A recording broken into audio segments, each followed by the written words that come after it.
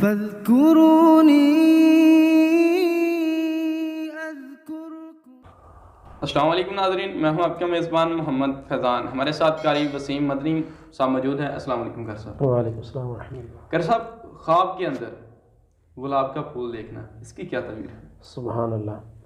نبی پاک صلی اللہ علیہ وآلہ وسلم کی حدیث ہے کہ جس نے میرا پسینہ سونگنا ہو وہ گلاب کے پھول کو سونگے۔ سبحان اللہ، سبحان اللہ، کتنی پیاری خوشبو ہے گلاب کے پھول۔ اب دیکھیں کہ فیضان بھائی، میں اور آپ، ہمارے پسینے سے نا بدبو آتی ہے، لیکن نبی پاک صلی اللہ علیہ وآلہ وسلم کا جو پسینہ مبارک ہے نا، عطر جنت میں وہ خوشبو نہیں ہے، عطر جنت میں وہ خوشبو نہیں ہے جو نبی کے پسینے کے اندر ہے۔ سبحان اللہ۔ نبی علیہ الصلوۃ والسلام کے دور کی بات ہے کہ ایک صحابی سرکار علیہ الصلوۃ والسلام کی بارگاہ میں حاضر، سرکار علیہ الصلوۃ والسلام کی حدیث ہے کہ میرے صحابہ ستاروں کی مانند ہیں، جس کے پیچھے چلو گے ہدایت پا جاؤ گے۔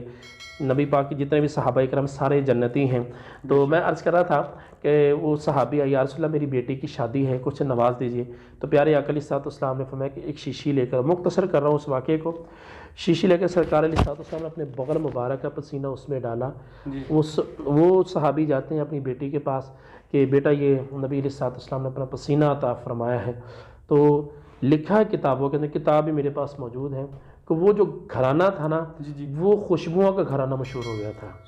اور فیضان بھائی ایک اور بھی بڑی بات، یعنی جو سن رہا ہے نا شاید ان کے منہ سے ویسے وہ سبحان اللہ نکل آئے گا کہ جو بچہ بھی پیدا ہوتا تھا نا اس صحابیہ سے، اس سے بھی خوشبو آتی تھی۔ سبحان اللہ، سبحان اللہ، کتنی خوشبو۔ الحمدللہ۔ میرے آقا علیہ الصلوۃ والسلام کے نا یہ اب غور فرمائے کہ پسینہ جو ہے نا وہ گلاب کا، اور سب سے زیادہ جو آپ کو بھی اور مجھے پسند ہے وہ گلاب کا پھول ہی ہے۔ اچھا ایک اور بھی ہے، اس میں بہت ساری تعبیریں بھی میں اس میں ایڈ کر رہا ہوں کہ اگر آپ کو وہ پھول اللہ کا ولی دیتا ہے، آپ کا والد صاحب دیتا ہے، اس کی تعبیر بہت ہی اچھی ہے۔ اسی طرح جناب آپ مدینہ پاک میں جاتے ہیں، مدینہ پاک میں کوئی آپ کا دوست آپ کو پھول دیتا ہے، خانہ کعبہ کے سامنے دیتا ہے، اس کی تعبیر اس سے بھی زیادہ بہت اچھی ہے۔ تو اللہ کرے کہ ہماری زندگی پھولوں کی طرح کس طرح بن سکتی ہے جب نبی علیہ الصلوۃ والسلام کی سنتوں پہ عمل ہوگا۔ مشکات کی حدیث سے من احب سنتی فقد احبنی ومن احبنی کان معی فی الجنہ، کہ جس نے میری سنت سے محبت کی اس نے مجھ سے محبت کی، اور جس نے مجھ سے محبت کی وہ جنت میں میرے ساتھ ہوگا۔ نبی پاک صلی اللہ علیہ وسلم کی جتنی دل کے اندر محبت ہوگی۔